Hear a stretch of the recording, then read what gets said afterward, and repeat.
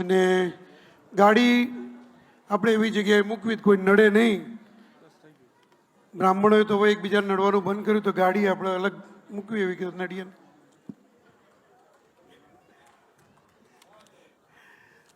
ખાસ તો આજની આ બિઝનેસ સમિટ 3 દિવસ પૂર્ણ થઈ. એવા લોકોનો આપણે આભાર માનીએ કે જે લોકો જીતુભાઈ પડદા પાછળ જેને કામ કર્યું, કે જે લોકોએ આ સમિટ માટે લગભગ 6 મહિનાથી મહેનત કરી, પોતાનો ધંધો રોજગાર બધું જ મૂકી અને 6 મહિનાથી મહેનત કરી. એવા વ્યક્તિઓ સમાજના અને સમાજ બહારના એવા તમામ વ્યક્તિઓનું જો અમે સ્વાગત ન કરીએ તો અમે નગુણા કહેવાઈએ, એમનો આભાર ન માનીએ તો અમે નગુણા કહેવાઈએ. કારણ કે 3 દિવસમાં આપણને થાક લાગે. મને એક ભાઈ આવીને પૂછ્યું હમણાં કે તમને થાક લાગે છે? મેં કીધું ના, મારી હજી એટલી ઉંમર થઈ નથી કે મને થાક લાગે. હજી તો ભાઈ ઉંમર થઈ કોને કહેવાય? કે જ્યારે આપણા શરીરમાંથી અત્તરની જગ્યાએ આયોડેક્સની વાસ આવે ને એટલે ઉંમર થઈ કહેવાય. એટલે હજી અત્તરની વાસ આવે છે, આયોડેક્સની વાસ નથી શરૂ થઈ એટલે ઉંમર નથી થઈ. તમે હમણાં પેલી બ્યુટી પાર્લરની વાત કરી ને, તો બ્યુટી પાર્લરની વાત થોડી આગળ વધારીએ. એક બેન હતા, એમના હસબન્ડ દારૂ બહુ પીતા હતા. તો એ બેન રોજ એમને કહે કે તમે આટલો બધો દારૂ પીવો છો, પૈસા બગાડો છો અને શું કરવા તમે હેરાન થાવ છો અને તમારું શરીર બગાડો છો.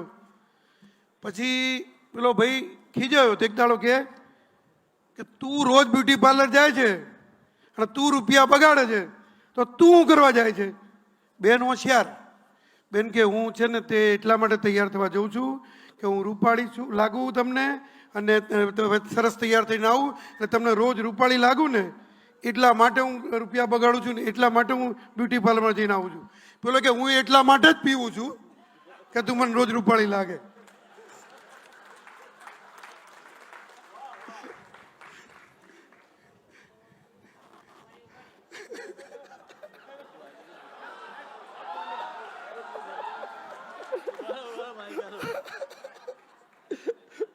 હાસ્ય દરબારમાં અમને 3 જણાને ખોટા બોલાવ્યા, આટલું તો આ બોલી જાય એમ છે.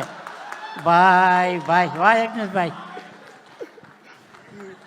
ના પણ જીતુભાઈને છે ને અહીંયા આપણે ઓળખીએ ને તો જીતુભાઈ પછી બહાર જે લોકો ઓળખે ને એ પછી નહીં, કારણ કે કલાકારો સ્ટેજ ઉપર જ ઓળખાય, નીચે ના ઓળખાય. રોડ ઉપર હોય ને જીતુભાઈ, એ ખબર છે ને તમને, રોડ ઉપર ના ઓળખે તમને. એ પૂછે ભાઈ કોણ જીતુભાઈ દ્વારકાવાળા, એવું પૂછે, તમને જ પૂછે. પેલો અનુપ જલોટા વાળી વાત ખબર તમને? હે, અનુપ જલોટા એક વખતે એક કાર્યક્રમમાં જતા હતા અને કાર્યક્રમમાં જાય અનુપ જલોટા ત્યારે એમને એક ટેક્સી ડ્રાઈવરની ગયા ને પછી તાજ હોટલ જવાનું હતું, મુંબઈ તાજ હોટલ ગયા, ઊભા રહ્યા. ટેક્સી ડ્રાઈવરને કીધું કે તું થોડીક વાર ઊભો રહીશ કે અહીંયા આગળ, તો હું મારો કામ છે એક પતાવીને આવું અને પાછો તું મને ઘરે મૂકી દેજે. ટેક્સી ડ્રાઈવર કે ના સાહેબ, કે મારે ઘેર જવું પડશે કારણ કે દૂરદર્શન પર આજે અનુપ જલોટા સાહેબનો કાર્યક્રમ છે કે, અને અનુપ જલોટા સાહેબનો કાર્યક્રમ મારે જોવો જ પડશે અને હું એમનો ફેન છું એટલે મારે જવું પડશે. પેલું કે પણ હું તને પૈસા આપું થોડો અને તું રોકાઈ જા. એટલે કે ના ના સાહેબ કે હું વેઇટિંગ નથી લેવું, મારે હું જવું જ અહીંથી ઘેર. અને અનુપ જલોટા ખુશ થઈ ગયા. એટલે એમને શું કર્યું કે વેઇટિંગના 500 રૂપિયા થાય જમાનામાં, દૂરદર્શન પર કાર્યક્રમ હતો એમનો, એટલે 500ની જગ્યાએ અનુપ જલોટા સાહેબ ખુશ થઈને 500 રૂપિયાની નોટ આપી દીધી કે લે તું આટલો ફેન છે અનુપ જલોટા સાહેબનો, હું તને 500 રૂપિયા આપું છું. પેલો કે સાહેબ હું રોકાઈ જઉં છું. તો કે કેમ? તો કે 500 રૂપિયા મળી ગયા, તેલ પીવા ગયો અનુપ જલોટા કે.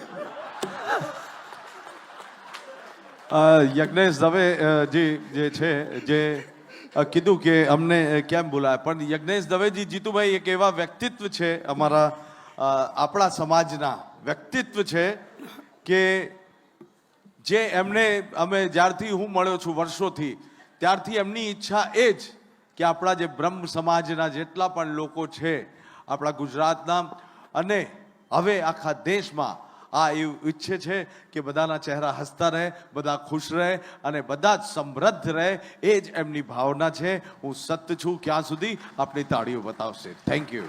આભાર.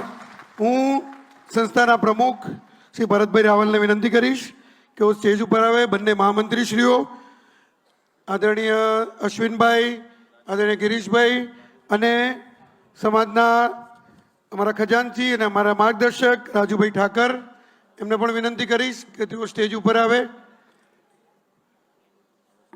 હવે જે વ્યક્તિઓ મેં હમણાં વાત કરી કે એમનું અમે સન્માન ન કરીએ, એમનો આભાર ન માનીએ તો એ નગુણા કહેવાઈએ. સમાજના હોવા અને સમાજના નહીં હોવા છતાંય એમણે પોતાનો કામ ધંધો મૂકી અને આ સમિટને સફળ કરવા માટે મહેનત કરી છે. એવા વ્યક્તિઓના નામ હું બોલીશ. આદરણીય અમિતભાઈને પણ વિનંતી કરીશ કે સ્ટેજ ઉપર આવે. અને અમિતભાઈ દવે, મુખ્ય આયોજક શ્રી અમિતભાઈ દવે, અને અમારા સમાજ એવા શ્રી દિનેશભાઈ રાવલ. નહીં, સન્માન કરવા માટે તમારે જે લોકોનું કરવાનું છે એમના માટે. તમારે નથી કરતા, અમે તમારા લોકોનું કરવાનું છે, બરાબર છે. તમારું સન્માન કરીશું, તમે આવતીકાલે સબમિટ નહીં કરો.